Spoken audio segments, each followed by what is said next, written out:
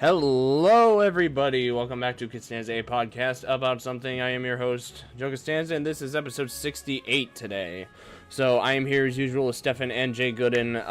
Tasha, I don't know if she's going to be here or not. D4 is working per usual, and Jay cannot make it, but it's going to be us three. Let's get started. So in this episode, we're going to be discussing two trailers that should have come out last week. And there is a surprise casting announcement, but before any of that is being discussed, how you guys doing? Pretty good. I'm doing pretty good. We have a lot of great topics. Happy to be here. Yeah, same here. Can't wait for this to happen. This is always great to be here. The Costanza podcast. Hell yeah. About something. About something. It's always about something, yeah. And that something is usually about movies and shows and gaming and stuff. But it's also about upcoming stuff as well. And one of those is, well, I think it was announced today, there is an animated Venom movie being in the works right now. And Tom Hardy is involved in some way. And for those who don't know, Tom Hardy is, in fact, Venom in the Venom trilogy, the most fucking mid-trilogy of all time. But yeah. Apparently, like a Venom movie will be animated, and Tom Hardy is involved in some way. I don't know if this is going to be tied to the Venomverse or whatever it is, but it sounds cool. You don't know much about it. How many Venom movies have been made? 3. Yeah, only 3. Wow. Yep. Also, chat as usual. Let me know if the audio is loud enough. Kind of screwed with it a little earlier, but I can go check if you want me to, real quick. yeah, if you want to. All right, okay. All right, I'll check it. But yeah, the Venom films, they're not the greatest. I do think that Venom 1 is the best one, but it's still like a 5. 2 is garbage, and 3 I wish I never saw 3, to be honest. That just made the whole franchise even worse. But it's mediocre as shit. And I hope that this animated show lives up to Venom and what he truly is, because this Venom right here, this is a piss poor version of Venom with like a fucking dorky Eddie Brock. We deserve a proper Venom, proper story. Audio's great? Okay, cool. We deserve a proper Venom, proper story, and I hope Sony delivers on that, because they have been taking L's after L's after L's. So. Oh, yeah. Oh, my God. Oh, yeah. Jeez. That can be episode in itself. Oh, man. Don't get me started. Hell yeah. Don't get the whole podcast crew started. We have stories for that. Nightmares from that. Exactly. Yeah. But yeah, Jump, what do you think of this? Have you seen the Venom films at all? Yeah. I seen 1 and 2. I skipped 3 for good reasons. Yeah, let's just be real. No, honestly, I was just watching like a whole bunch of other films, aside from me checking out Venom 3. But like I know for a fact it's piss poor. Like it's not even like mediocre. It's just like horrible.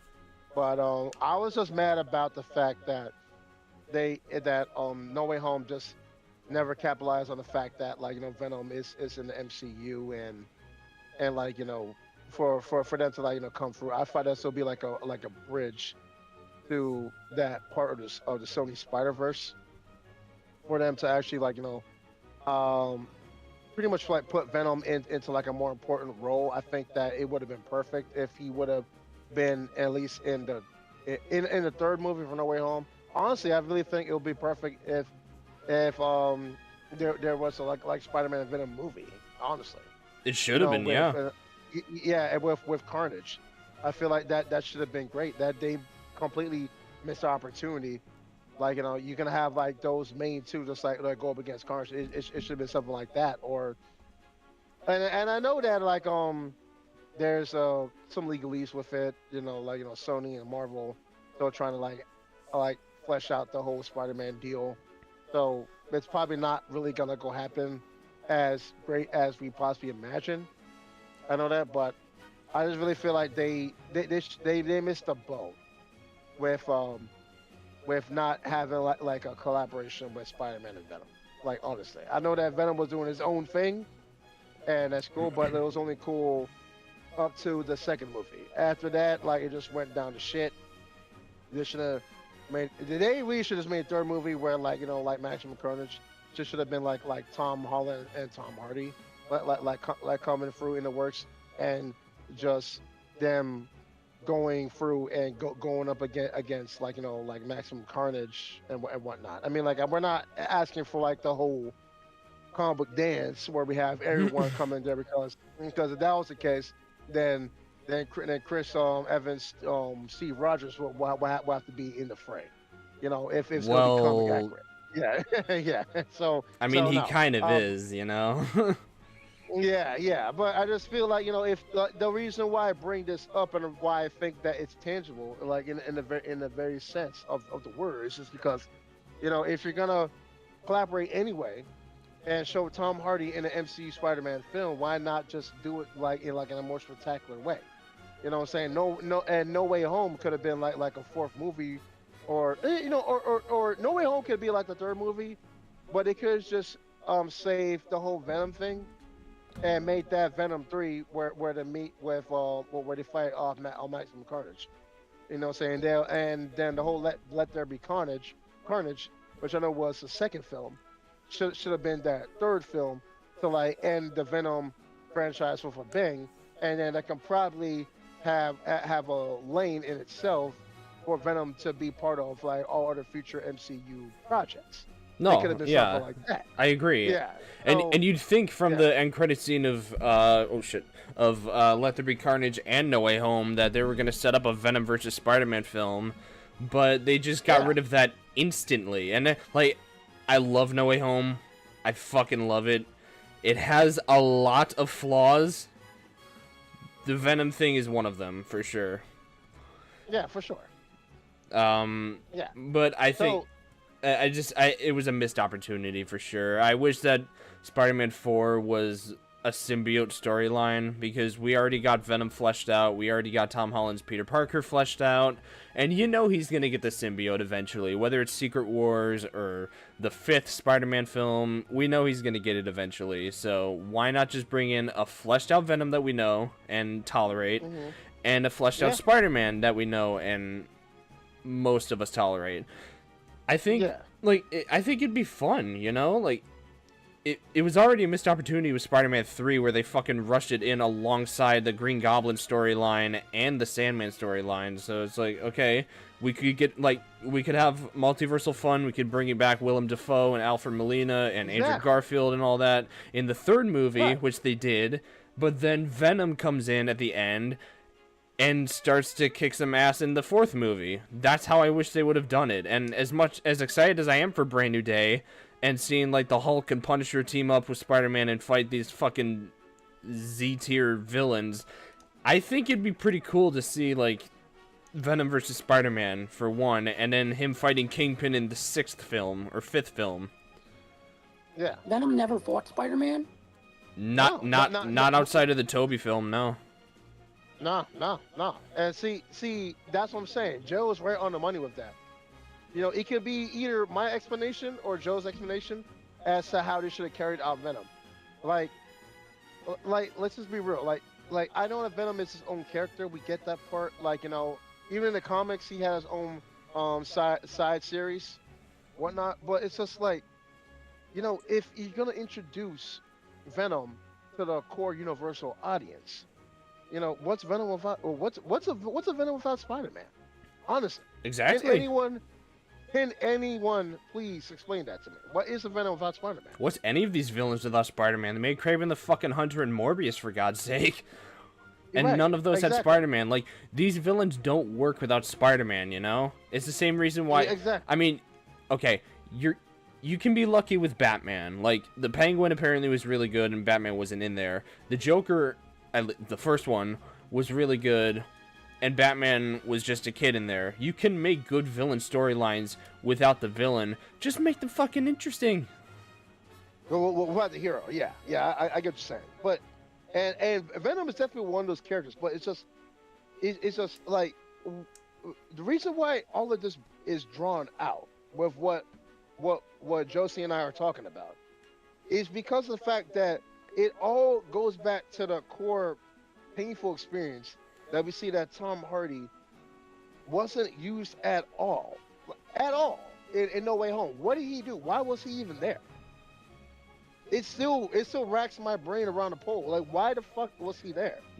Like people, no, he was at like some tiki shop, some like to a bar, some liquor tiki shop. Yeah, some Mexican bartender. Like, he's just describing the whole lore of the MCU. Like, yeah, there's the Hulk, and then there's Iron Man, and there's a purple guy with Infinity Stones. Like, yeah, cute, you know. But that people complain about No Way Home being a fan service film, and yes, it is, but it's good type of fan service until Venom showed up. Every character had purpose in the film except Lizard, but every character had a purpose and a moment that affects Peter Parker in the story, specifically Tom Holland. But Venom was just there like, oh, I remember that mediocre movie. Yeah. Like, it's literally just that.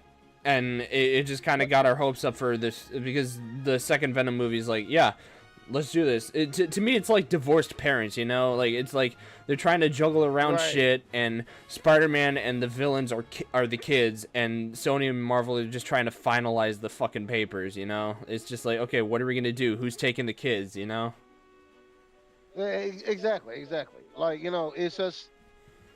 that's exactly another way how you can actually say it, because the separation with the parents, honestly, I really feel like it's the parents with Disney and Sony.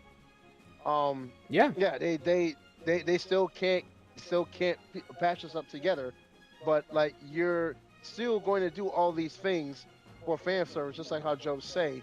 But I'd rather have you not do it at all than just kind of like, you know, poke at her brain, or just like do some ill will attempt as of a love letter to like say like, okay, all right, well, yeah, these other Marvel movies that are not under the MCU badge, yeah, it's part of the multiverse, and it's part of our collection, but we're only going to spoon feed you it. Yeah, because like, that's how far we can go. No, dude, if you're gonna do it, you might as well do it right. Honestly, if you think about it, I think that Venom should have Spider-Man and Venom meeting up should have been just as big as Deadpool and Wolverine meeting up. It should have been even bigger than Deadpool and Wolverine, because Spider-Man's a more household name than even fucking Wolverine at this point. Yeah. Like, when people think Marvel, yes, they think Wolverine and possibly even the Hulk, but Spider-Man is like the Mickey Mouse of Marvel, you know? Like, people know these characters, people know Venom, people know, like, Doc Ock and all that. Use the characters wisely, you know? And Venom, I'd argue, is the Joker for Spider-Man. Yeah, I can see that. Like, he's the most iconic villain, and you're using him for garbage. You know, like, you're using him worse than Doctor Doom. Isn't Venom supposed to be like evil Spider-Man? He's kind of more than that. He's more than that. I mean, yes, he is an evil Spider-Man in quotations, but he's a little more than that. So, yeah. But anyways, and Venom came from Spider-Man 3, right? No, Venom came from the comics. He wasn't a character that originated from Spider-Man 3. So when Spider-Man ripped off that black goo, what exactly was that? Because he turned into Black Spider-Man in Spider-Man 3. That was the symbiote. That's basically the alien goo that Venom was born in, you know? Like, and it takes hold of someone that he thinks is worthy of being a what is it, like a sire or something like that, or maybe yeah. So it's kind of just, it's something that sticks with you, and it kind of fucks you up, you know? Like, it makes you evil, it makes you do crazy things and stuff. And it gets a hold of Spider-Man. It is an evil version of Spider-Man. I think the game Spider-Man 2 does it very well. The new one on PS5. I think that one does it. I've only played like the opening fight, but I've seen clips of it. It does it pretty well. So, but anyways, moving on. I do think that the Venom animated show sounds good. If Tom Hardy is involved, cool. Just do justice to the character. That's all we ask. This time around, I really do think like they're actually gonna go snap, because Sony Animation, Marvel Animation has never ever missed a beat. What if? Nothing. No. Well, okay. Maybe that. Maybe. Well. What if it wasn't bad? It was just like it wasn't bad. It wasn't bad. But majority of the time, the animation houses, I'm trying to go tell people all the time. Look, the animation house for Warner Brothers, Sony, Marvel, Disney. They are the kings of the worlds. They always freaking deliver. And the animation studio is his own elite dynasty. It is. It really is, especially for DC with Batman. So. Oh my God, DC. Anything good coming out from DC is definitely the animation house. Absolutely. For sure. But absolutely. But yeah, you can watch all those movies are great. All of them. But all yeah, of them are great. is Sony gonna pull their weight? Who knows? But speaking of upcoming stuff, we did get a cast announcement for an upcoming movie. You may have heard of it, you may have not. Sonic 4. And spoilers for Sonic 3. And the end credit scene, it shows not only Metal Sonic, but Amy Rose showing up at the end. And we got an official casting announcement for Amy Rose. People have been asking for Anna Kendrick for a while from Pitch Perfect, but we got an official confirmation a couple days ago. Kristen Bell, who voices Anna from Frozen, is now Amy. Wow, it's a good choice. Great choice. I'd say it's a good choice. Yeah. I wish Tasha was here to explain her side of things. I think she's doing something Mario Kart related, but yeah, I think it's a good choice, honestly. I could hear, like, I didn't rewatch Frozen at all, but I remember hearing some clips about Anna and stuff like that, and comparing, like, just seeing Amy as her, like, or seeing her as Amy, I'm like, you know what? I could see it. Because as long as Amy doesn't sing, it's okay. No, I doubt it. She doesn't have a contract like Lady Gaga does, but I do think that Sonic, I don't think, has missed a beat with casting choices, especially for, I mean, the human characters. I love James Marsden, but I could do without them, you know? Like, I could do without, like, the Donut Lord and all that. I mean, the Donut Lord is great and all, but just focus more on the Sonic characters, for God's sake. But but yeah, I think who's the guy that voices Sonic in the movie? I was gonna say Ben Reilly, but that's Spider-Man. No. Ben Schwartz. Ben Schwartz, yes, I think that's Ben Schwartz. Ben Schwartz, yeah. He did good as what is it? Sonic. They got the original actress, Colleen O'Shaughnessy for or Oshag Hennessy for Tails. Idris Elba for Knuckles, Keanu Reeves as Shadow, and Jim Carrey as Eggman, and Pop. So I think it's a very, like, they have a very good track record for they have a very good track record for casting genuinely good performances for these characters. They're doing these characters justice for sure, and that's something that I could say that they do better than Mario, because the only two I'd say fit their roles fully are Jack Black as Bowser and Brie Larson as Rosalina, and we haven't even seen Rosalina yet. Yeah, honestly, like, here it is, folks. All right, I'm not trying to be a Sega show, but I'm gonna be a Sega show. Yeah, Sonic the Hedgehog is winning the box office when it comes to, like, video game adaptations, like, hands down. They're hands down. The Super Mario Bros. movies are great. I'm not saying that they're not. Okay, but I really feel like when it comes to, like, the Sonic films, Super Mario Brothers is, like, the only real big competition that that they really even have. Mortal Kombat's not doing anything. I do have high hopes for Mortal Kombat 2. Yeah, because it has Johnny Cage and whatnot. The first and Carl one, Urban. So. Yeah, that first one was kind of a flop. So let's just be real. And then Minecraft, and like Minecraft is kind of like a varied taste, but like like that's more of like a 50-50 bag if you think about it. Look, so Sonic the Hedgehog is the Sonic the Hedgehog films is winning the video game adaptation movie adaptation race. They are. I don't. They are. Hands down. Okay, Yeah. you're probably gonna eat your words because maybe wait till Yeah, Galaxy comes out. Yeah. Oh, all right. Okay. Look. I'm just Especially saying, since like, people right, are theorizing a certain non-Mario character is showing up. I'm not saying it here because we don't discuss leaks or rumors here, or at least stuff that could happen or may not happen. I don't know, but you're gonna fucking love it if this certain character shows up. That's all I'm gonna say. We don't not allow saying. swearing on a Christian Minecraft server. Look. I'm not saying that I love the Mario Brothers movie. I do. The first one was fantastic. I had a blast with it. It's great. But right now, from where it's standing right now, three Sonic films, they course corrected themselves with the human characters, especially in the third one. Okay. Second one, they kind of learned it that people just want to care. People only came for Sonic and his furry friends. Sonic 3 completely did a 180 Yeah. and made it so where it's like they put the plant, they literally put the chemical plant, no pun intended, on the formula. Yeah, and they made science explode.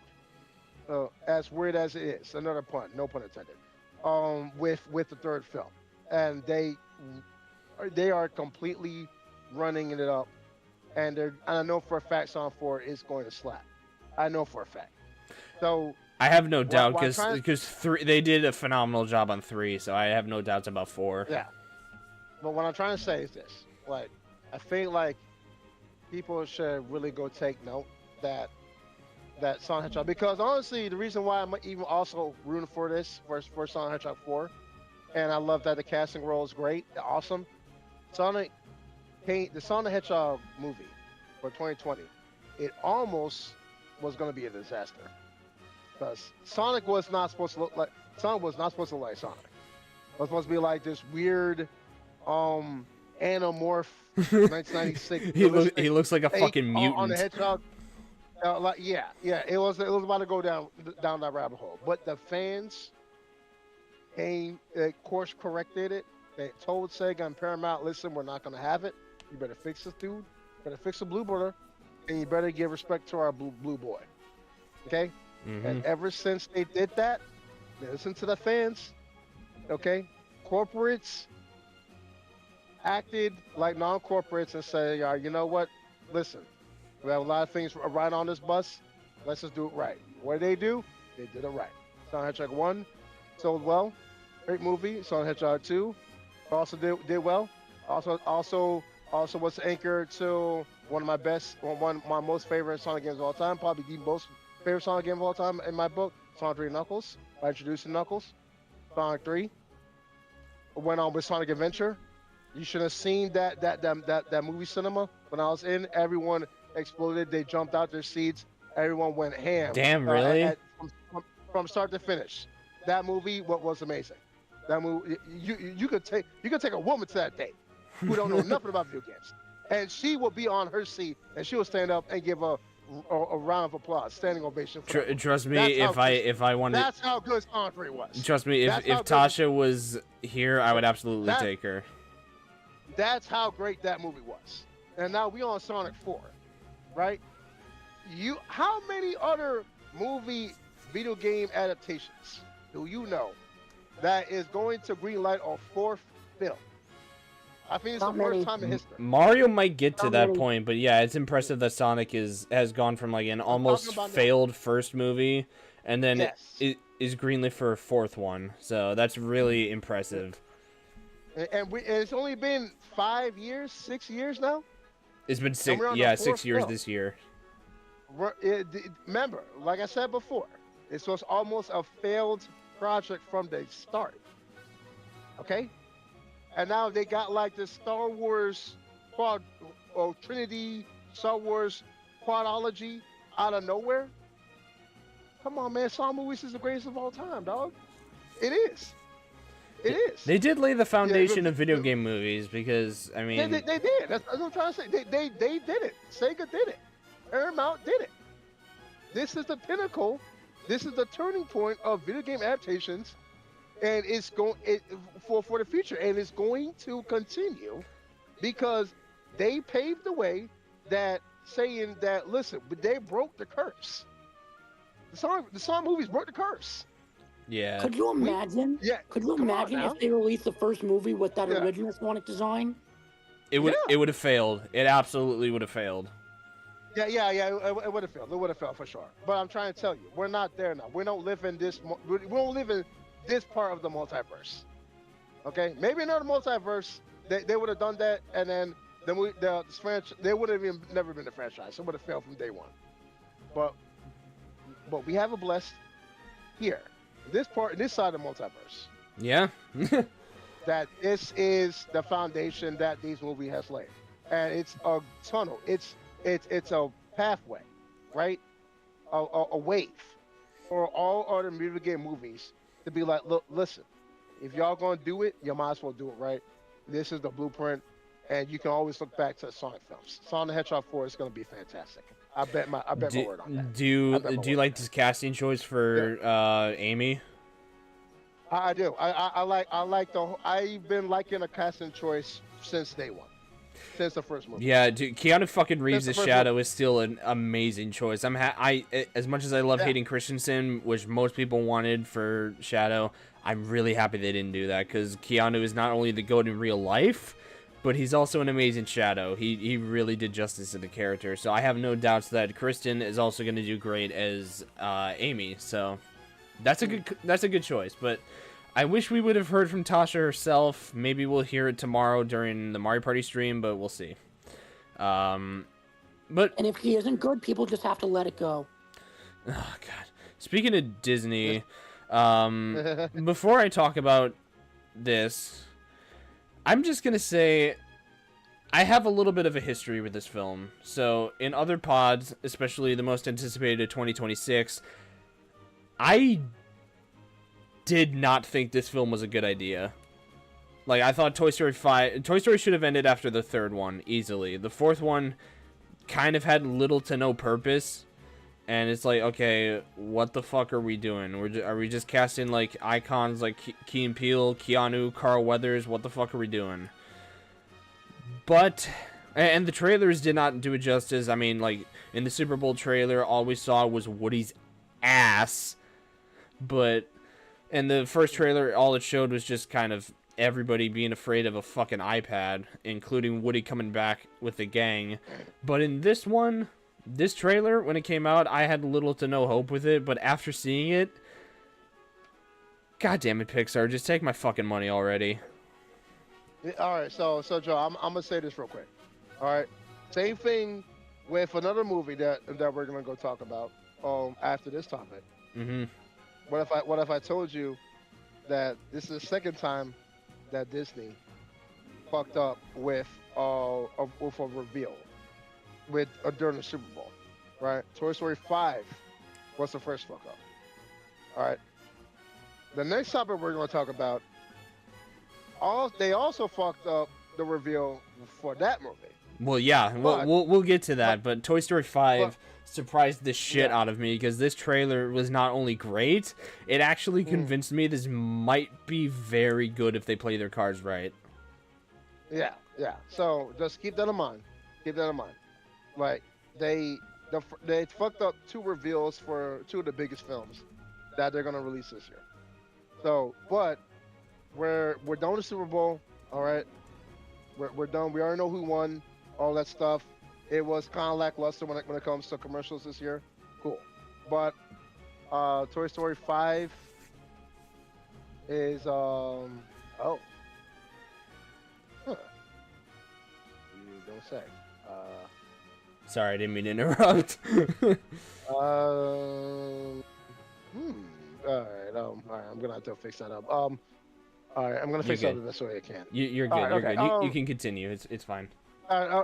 All right. So when I watched Toy Story 5, this trailer, honestly, I really feel like this is the shining hope when it comes to like having a message, to showing children from the past and them dealing with toys, having fun with toys. And then you have children of this current age, the age of information, right? The computer age. That's the age where we're in the 2020s. Right. I like how they incorporate, like how Woody said, like, toys are for play, but tech is pretty much for everything. Right, That is a right. good line, yeah. So this is not just an animated film. Another reason why I'm going to watch this. I think it's another reason why both of us, why Joe and Stefan is also going to watch this, because this is going to go send a message to everyone that you don't need technology to have fun, and you don't, and most importantly, you don't need AI or digital software to be connected and as a substitute. So what you loved and what you love and what you may love or what you would have loved. They're bringing them back to a circle where it's like, look, this toys have always been the foundation, right? You can have fun, you can experience joy and happiness without the digital front, Hmm. right?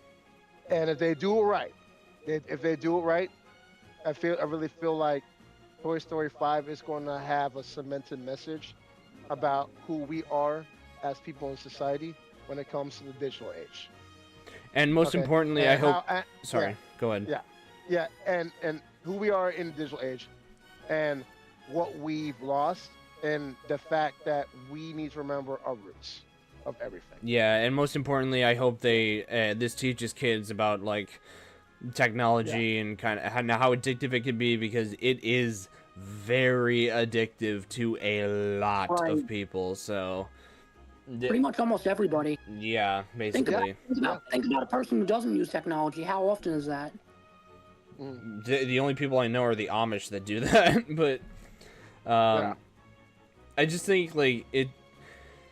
I hope this movie's really good, and from what I've seen in the trailer, especially with like the message and stuff, it looks like it's gonna be really good, because I especially love when it looks like it's gonna have a lot of heart too, because Woody coming back is gonna be very good. The reunion with Buzz. I mean, Woody and Buzz. Name a more iconic duo than Woody and Buzz at this point. You know, like they're. Mike is Scully. I don't think they hold a candle to Woody and Buzz, to be honest. These two are like the faces of Pixar. I think, but yeah, Woody and Buzz, their reunion was great. I loved the little bald spot joke that they had for Woody, because he's aging, but realistically, I think he's just fading away. Like he's kind of like getting old. Like, how do I word this? He's getting sort of like he's getting worn out, basically. Like he's kind of losing the color on his hair and stuff like that, and I wouldn't be surprised if he kind of like breaks apart again, kind of like he did in 2. And also, there's a lot of references to the original 3 movies. Like, the spoilers for the trailer, you've probably seen it by now. The other Buzz Lightyears show up, probably from the ones from Al's Toy Barn. They show up. There's a little cameo of Bo Peep in the movie, and like You Got a Friend in Me plays and all that. It's got a lot of stuff in there, and also they did recast the Potato Heads because Estelle Harris and Don Rickles are both dead, so they either had the choice to use reused footage like they did for Don Rickles in Toy Story 4, recast, or use AI. Ironic, but I mean, that'd be weirdly kind of funny if they used AI, especially with a movie that is against AI. They would just put AI voices on fucking Mr. and Mrs. Potato Head. That would not only be insensitive, that would be ironic as shit for the movie's message, which I'm happy they did not do that. They recasted the Potato Heads, which I was happy about, and also Slinky Dog, which they did recast Slinky Dog a while ago. So Right. I'm honestly, I don't think this is top 3 that I'm looking forward to, but it's honestly up there as something that I'm very looking forward to. Because it feels like it could be a good story, and honestly, it pisses me off even more. This should have been Toy Story 4, not the one we got, because realistically, what purpose did Toy Story 4 have besides bring back Bo Peep and leaving Woody as like a lost toy? So like what realistic purpose did 4 have? I feel like for this movie, this would have a lasting purpose because it shows that the toys are kind of being abandoned, left to dust, and it's kind of accurate to modern day where technology's taken over the world, and like kids are kind of being like brain rotted, and Bonnie's losing the toys and all that. And at first I was against Jessie being the main character of the film because it's not Woody and Buzz. Apparently it is actually Jessie, which I was originally against. But honestly, thinking about it and thinking about her backstory, it actually makes perfect sense. Because the whole purpose of the story is about being abandoned and being forgotten, which is exactly what Jessie has gone through in the second movie. So that was like her whole backstory. So it makes sense why she'd be in the front, because it's either she's gonna get PTSD from what Emily did to her in in Toy Story 2, or it's kind of gonna be similar to where Woody and Buzz thought that, oh shit, Andy's gonna abandon us and all that, but no, it turns out he's gonna donate them to Bonnie. But I don't know, it shows like a good message for children, saying, hey, technology's bad, don't leave your toys out for dust. Just kind of don't let the age of technology consume you and suck you in, you know? I think this could be a very good movie, and I really hope Pixar plays their cards right, because they did Inside Out 2 very well. I fucking hope they do very good with Toy Story 5, because 4 put a lot of bad taste in people's mouths, and that's the whole campaign of like, oh, if 3 should have been the ending, there should not be a 5. After this trailer, I feel like more people are convinced, including myself, like, okay, this could actually be good. Two things I hope this movie accomplishes is, I hope that Woody comes back for good, like to the house, without being like lost again, even though he's getting worn out. And I hope that this movie, like you said, I hope this movie really teaches kids to play with toys instead of playing with technology all the time. Because I understand how technology can be addicting, and I understand how kids can get addicted to technology, but it's good to play with toys. It's good for kids, to play with toys, because, it gets them to be creative and stuff. Like I said a few weeks ago, like, it's good for kids to be creative and play with toys and not use cell phones and AI for everything. And it's better for them to just, play with toys and be creative every once in a while. So hopefully this movie says, hey, don't throw out your toys, because it's still good to play with toys, even in the day of technology. Yeah, I agree. And I mean, the cast is all good. Like, I really love Woody and Buzz. I definitely love like Jessie. Bonnie looks a little different. I don't know if it's because she's older, or they did a different animation style with her, but she does look a little different compared to how she was in 3 and 4. So, Jump, what'd you think of this? I think it was great. I think that this is something that I'm definitely gonna go watch for. I'm very passionate about the Toy Story franchise as a whole, so I did watch the last 4 films, so like it's only right for me to go check out number 5. So I think it's gonna be something that's gonna have like a very, very heartfelt message, but also a very important message to begin with. So I want to go see like Disney's portrayal with said message in this film, because like if you know Disney, we do know that like like when it comes to like certain themes and whatnot, they're going to go promote certain messages that's accessible to the said themes. So I really feel like Toy Story 5 is going to like bring out this this situation with like the oncoming digital age. And I really do like that this thing actually takes their time in order to um cultivate an audience, yeah, to the full core, to bring people to the seats and actually say like, okay, look, this is what's happening, and obviously this is a problem. How can we rectify this problem? Okay, we got to bring people to understanding the core matter of things, what real joy is, what real entertainment is, not the saturated digital filth that we have today.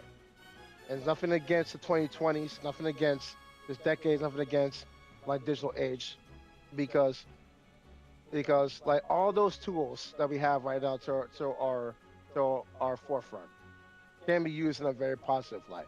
Yeah, look at what we're doing now. We're making a podcast. Three friends all live in different areas are making a podcast together. There's definitely Yeah, a lot of good that comes out of social media and technology, but you of just course, can't get consumed with it.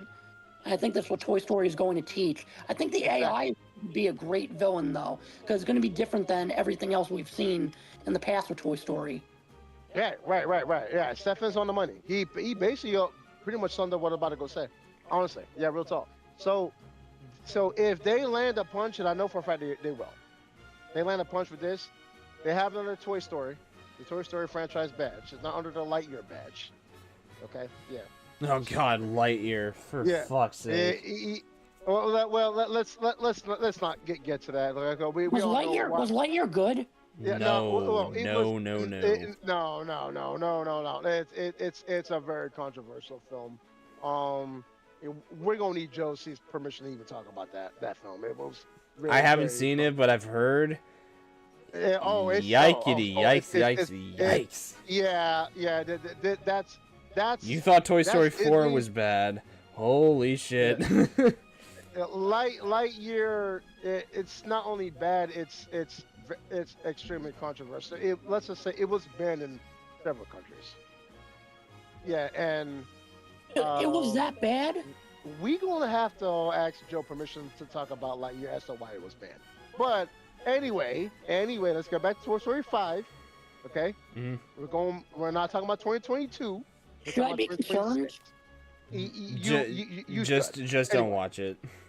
yeah. Anyway, the message that we have right here for Toy Story 5, I know for a fact Disney and Pixar are gonna go snap. It's under the Toy Story badge. They're gonna do some. They are going to implement a lot of great features about this. They're gonna bring about what we love, and I know that they're gonna bridge the gap between generations of people who love Toy Story from the past, people who love Toy Story in the now. Okay, in minute one. So we, I really feel like they're gonna go do it. I have high hopes for this film, and the approach about it is gonna be, it's gonna be great. But I really do. It's also gonna be expected, just from the concept alone, to Pe- go talk about said issue with the digital age. It's gonna bring that. They're gonna do it in a family friendly way, but like it's the chemistry and it's the build up with the characters and what they're gonna go put out with the product that's gonna You go know, set the tone with you know what? why its importance needs to be brought up and said. You know what So would be crazy if they show in Toy Story 5, hey parents, this is what your kids are watching on TikTok, and they just show a whole bunch of brain rot in the movie. There is gonna be brain rot, but I don't think it's gonna be like. They're not gonna mention 6, 7, and all that shit. It might just be their own twist on certain brain no, rot. You don't know it is that. don't No, say that. Don't say it's not. It's not. They're not. They're not gonna do that. It's probably gonna be their own twist on brain rot. So, yeah. and It's like Joe's in the movie theater and they say 6, 7 in the movie. Oh, come dude, on! I'm walking the fuck out if they do that. I don't care how good it is. Like, and by the way, this movie's 100% making $1 billion. I'd be shocked if it didn't, to be honest, because I think the third and fourth one. No, I don't think the third one. The fourth one definitely was up there in terms of money, but The fifth. The fourth one made more. The fourth one made more money than the third one. Let me check the box office for the Toy Story films. No way. That's crazy. Yeah, the third. Oh yeah, the fourth one kicked ass. Yeah. Really? Hold on, let me see. They I was right. Yeah, spoon. I was right. So, Toy Story 4, 434 million. Toy Story 3, 415 million.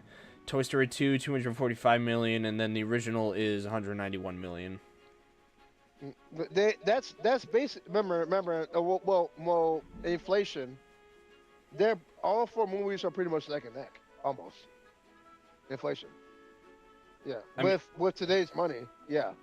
I mean, yeah, I guess, but yeah. Four is still the highest one though. But I do think I don't know if it's gonna make $1 billion, but I do think Toy Story 5 is at least gonna be the highest grossing, and I feel like it's mostly just gonna be people being curious about the film, like, oh, is this actually gonna be good or is it gonna be bad? So yeah, that's true. It just, that's true. I don't know. Maybe it will, maybe it won't. I don't know. What's the budget with Toy Story 5? The budget? I have no idea what the budget is. Let me search it up. Yeah. Toy Story 5 budget. It has not been released yet. Okay. All right. Okay. I do not see this movie as a flop at all. It's gonna be it. I don't know. I mean, Pixar absolutely has the chance to fuck this up. Absolutely. But if they do it in a good way, this could be up there with Inside Out 2 as the best modern day Pixar. Because to me, modern day Pixar ended with Inside Out. There has not been a good movie ever since Inside Out. And then Inside Out 2 came out, and my interest in Pixar came back, and then there hasn't been anything since that was interesting to me. And then Toy Story 5 I was heavily against because I thought they were milking the shit out of the franchise, and technically they still are, but they might be cooking with this one. But I'm still upset that this was the 5th movie and not the 4th, because if this was Toy Story 4, it would be up there with John Wick as the best.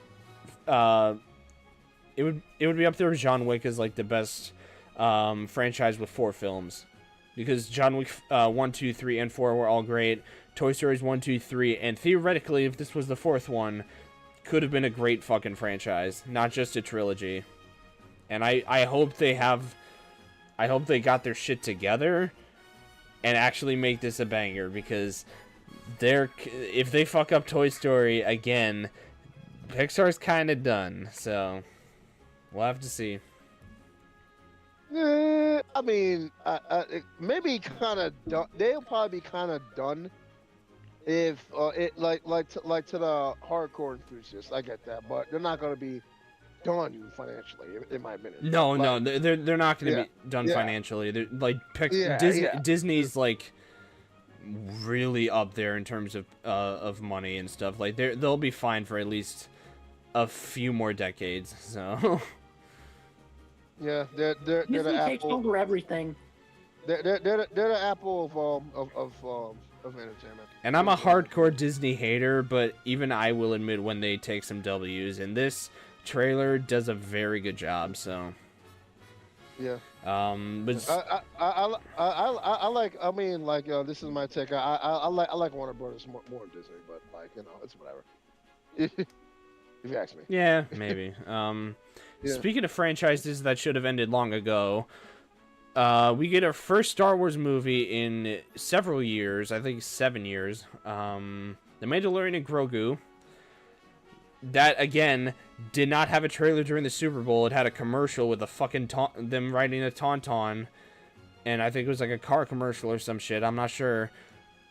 But this one, we got... I think it was on Wednesday that we got this. Wednesday or Thursday, one of the two. And they cooked with this one, just like Toy Story. I went from thinking, okay, this is just going to be like a TV movie, like this should have been an episode, to, okay, they actually can make a movie out of this. This actually looks fucking decent for once. So, yeah. But Mm. I'll take it to Jay. What'd you think of this? I think it's good. This is what I was talking about. From the get go. Remember Toy Story 5. Um, a so reveal, not much of a reveal. It was bad. And then we have the Mandalorian Grogu. The first reveal at the Super Bowl. That was shit. Mm-hmm. Let's just be real. It was a bad reveal. Um, I don't think that it was enough to go promise me to be in the seats. But they turn around with what we saw here, and I'm like, oh crap, this is going to possibly be great. Yeah. And all the bells, clicks, and whistles are here. I like it. Sounds are here. Um, yeah, yeah. I'm liking what I see so far. This is another thing that should have been revealed during the Super Bowl. I don't know why it wasn't revealed in the Super Bowl. So, but from what I see from this trailer right here, it definitely has a lot of great potential to go carry the situation forward. I'm a little bit curious as to why they didn't want to make this into like an episodic new season for the Mandalorian. But I guess in that Mandalorian is popular enough, and Grogu for sure is popular enough. Mm-hmm. Baby Yoda. To land people in the seats. I don't understand like why they would deviate from like the original formula to like come to the movie, but maybe this is an avenue to bring a Mandalorian to a more universal front. So I'm like, all right, okay, all right, let me go check this out. And honestly, like I can't wait for this dog. Like seriously, Grogu's gonna have like like his own unique mini posse. It's gonna be great. Mandalorian looks like it's kicking ass. Looks like he's gonna be fighting some of the Jabba the Hutt like characters. At least that race, the alien race. I saw that scene like in some type of danger room. That was kind of cool. Looked like they were both of them were like trying to like escape one part of the underworlds, and it's gonna have I like that scene a lot, and I like the fact that they're gonna be expanding on more into Star Wars underworld. Honestly, I really do like this though, because the Star Wars underworld was always something that I always appreciated. That we saw this with Andor, we saw this with yeah, let's just say the name, the acolyte, and other Star Wars series. I like when Star Wars expands the universe with not just what happens in space, but with like the underworld scenes, what actually is happening within the worlds. I like that type of Star Wars. I really do. I really freaking do because we're actually seeing like the meat of it. You know what I'm saying? The meat of it. You know what I'm saying? We're Yeah. coming to the balls. We're coming to the cojones. Um, so, like when you draw this out with a big franchise like that, I really feel like it's not just a calling towards expansion. I really feel like it's something that people are due to see. Like, it's not even something that we would love to see. It's something that is kind of overdue. And seeing stuff like Andor, seeing stuff like The Mandalorian, the other side of the George Lucas pictures, for them expanding that corner of the Star Wars universe, it shows you, and this is why I'm also hyped for Darth Maul too. By the way, the Shadow Lord. Oh Okay. yeah. This is another reason why I'm hyped for Maul Shadow Lord. When into you put that context into the main freight of things, you get something that's called observation uh, and ingenuity with the craftsmanship and the creationism with said universe. You see it from a highlighted perspective with the main Star Wars films, like the trilogies and all that shit. Cool. But this right here, Mandalorian and Grogu, Maul Shalor, Andor, This is the bread and butter. This is exactly what the people want to go see because it relates. It relates, and it carries the universe much farther than anticipated. So everything that I've seen, with all that said, is in this trailer, and that's why I'm gonna go fucking watch it. Yeah, and So I also, love it. I love um, it. I love before I get to like my main complaint with Star Wars fans, let me tell you about some Easter eggs in here, because there are definitely a lot of Easter eggs in this trailer alone, and this trailer is not only really great and establishes that this could fucking do really well, it also has a couple of familiar faces in here. The first one being Martin Scorsese is voicing a character in this film. Yes, that Martin Scorsese. The director of what is he directed? Like Goodfellas and stuff. He is the bartender in the beginning. I'm pretty sure. That I think he like closed his sign. I don't remember the trailer all that well, but yeah, I am. That's kind of cool that Martin Scorsese's playing a part in here. Maybe he thinks this is absolute cinema. I don't know. But also, Rebels fans will recognize this. Zeb is back. The purple dude from Rebels, he's back.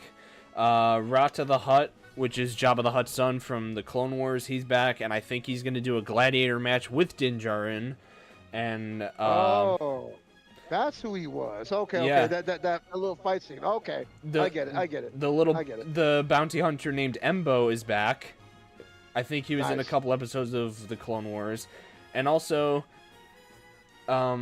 considering that the late and great Carl Weathers passed away recently, his character, Grief Karga, obviously won't be in the show. I don't know how they're going to do this, whether they're going to write him off or say somehow Grief Karga died or something, I don't know. But they did make a little tribute to him on a door that eventually, I think, a creature hits down.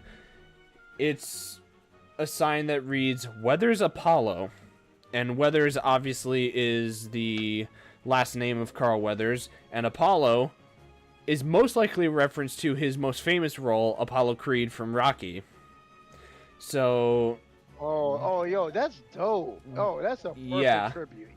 People might call it a coincidence. It's clearly a fucking tribute. And I'm very happy, especially considering that Carl Weathers is not only part of the show, he is considered one of the greatest actors of all time, in my opinion. He's up there with Stallone as the best part of about Rocky. Actually, who am I kidding? Is Mr. T. But yeah. I like that. Carl Weathers is a very good actor, or was. He was great in Predator. He was great in this, Rocky, a bunch of stuff. Happy Gilmore. And I was shocked to hear it because I met the dude at Comic-Con, and he looked healthy as shit for like a 70-year-old, 80-year-old. And he passed the next year. So, and I was wondering, okay, how are they going to put Grief Karga into this thing? Are they gonna like AI him? Are they gonna just kill him off, use reused footage like they did with Leia? I don't know, but it is cool that they had like a little tribute to him with a little place being Weathers Apollo. It's really great, and I'm happy that like, again, Disney, you may be a piece of shit, but I acknowledge when you do some good shit, and you have done some good shit, so kudos to you, kudos. All right, so would you call it a comeback? He's been here for years. No. Oh, okay. All right. I think like the best part of Disney is like when they actually. To me, if you ask me, there's two sides of Disney. There's the good Disney, which is we love that you guys have been here for years. And we're gonna go give you tributes to everything that you love, and we're gonna do it in a respectful way that is gonna be kind to both the audience and the fan bases. And we're also gonna go snap because we have a formula and we know your formula, but we're also gonna do that formula justice while we do our formula excellent. That's good Disney. Bad Disney is when you have the corporate shells coming in and trying to flex their financial muscles and say like, okay, all right, we gotta go pay our shareholders. Let's just flesh this out. Yeah, and like this is just like our tax write-off. All right, well, let's just release it because we promised these people all this money, and here we are. You guys take it. It has a Disney badge anyway, and we're gonna be like, okay, all right, sure, whatever. We're just gonna cut our losses. No one's not gonna care about this. Well, at least we don't care about it, so no one's not gonna care about it. All right, just like the boss from from the Incredibles. Okay, yeah, we care about the people, but it's our people at the insurance company. That's bad Disney. That's bad Disney. Okay, so there's two sides of Disney. I really feel like this is a good side Disney because the Mandalorian and Grogu is gonna go touch on the fronts I just said. I'm not gonna go re-say my words because everyone heard about it. The Star Wars Underworlds expansion on the universe and the lore in the films. This is a good side Disney. Yeah. This is when this is gonna go snap. Yeah, Them for sure. Them doing Carl Weathers justice from what you say. This is what's bringing up my argument right here. This is why. This is another great reason why you want to bring people to the forefront of this. This is why people buy tickets. This is why people are getting seated in these movie theaters. Okay, getting out their house to finally touch grass because they've been on the computer playing Fortnite for like oh so long, 15, 20 hours in a day.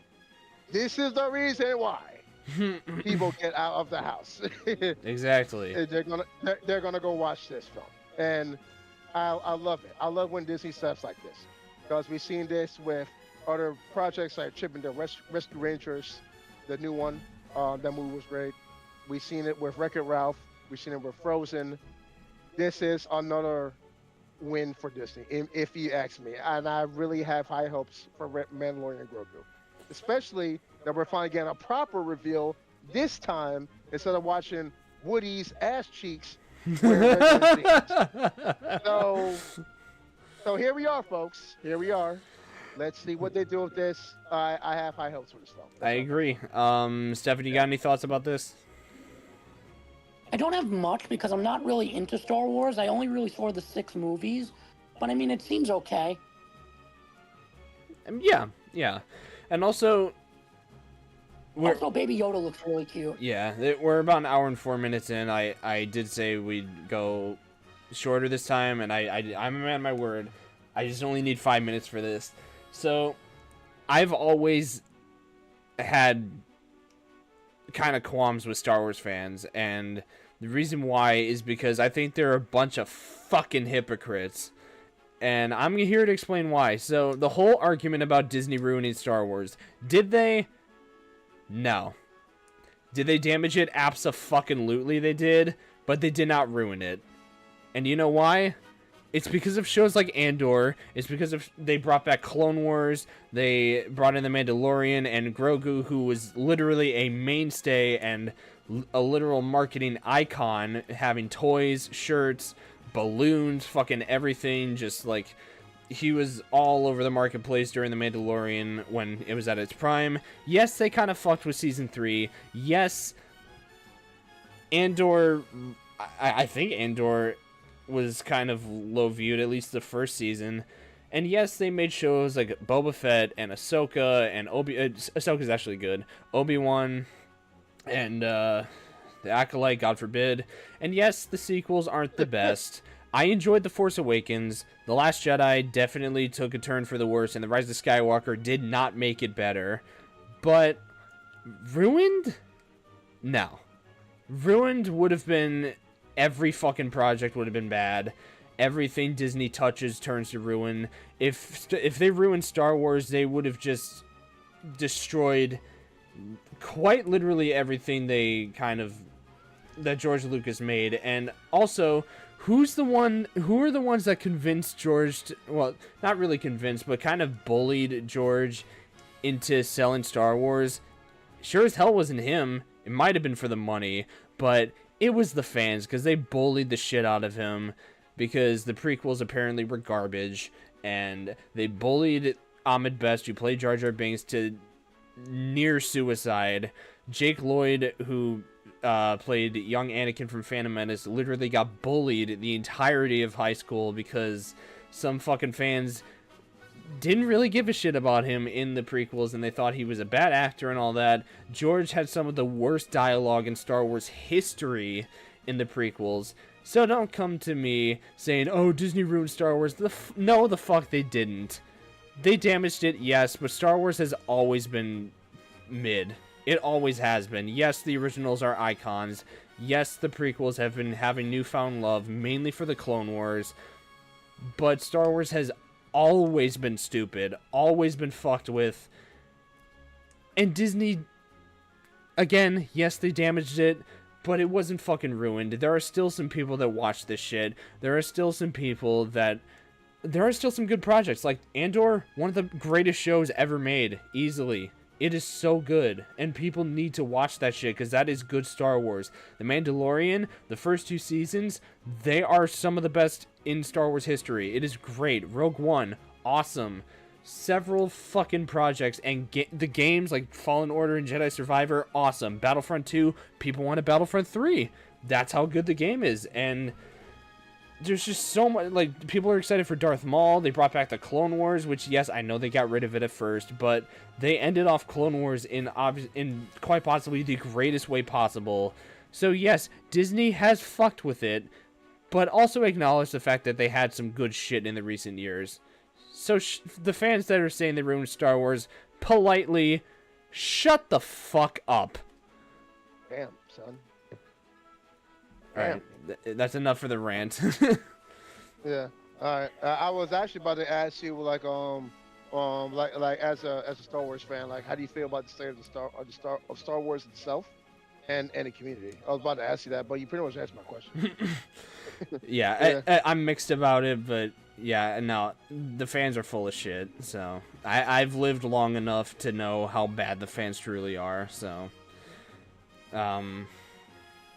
They make Sonic fans look like angels. Let me just say that. Okay. But yeah, that's about it. Mandalorian Grogu looks good. I wish we got all this shit last week, so that way we actually had some shit to talk about instead of fever for about an hour. So, Right. But yeah, that is the end of the pod. Ooh, I did not mean to do that. All right, there we go. All right. That is the end of the podcast. Thank you guys so much for watching. This was good, honestly. I enjoyed this. Yeah, this is a really good podcast. Definitely better than compared to the last one. I mean, yeah. Yeah. But yeah, so if you guys liked it, be sure to leave a like and subscribe if you haven't already. Next week is episode 69. I have no idea what the fuck I'm gonna do with that, but I'll think of something for sure. Again, still thinking about going back to pre-recorded podcasts. Not sure. Especially since I have 2 videos to edit along with Tasha's Best of 2025 that I'm still working on with her. So we'll just have to see. I'm not sure. I'll also have to talk with everybody, because if we do a pre-recorded, I don't know when the fuck we're gonna record it, so we'll have to see. But either way, thank you guys for stopping in tonight. Thank you, Jay. Thank you, Stefan, for being here. I'll see you guys next week for episode 69, and I'll see you guys tomorrow for some Mario Party with viewers. Take care, y'all. All right. Bye, All right, guys. See you later, y'all.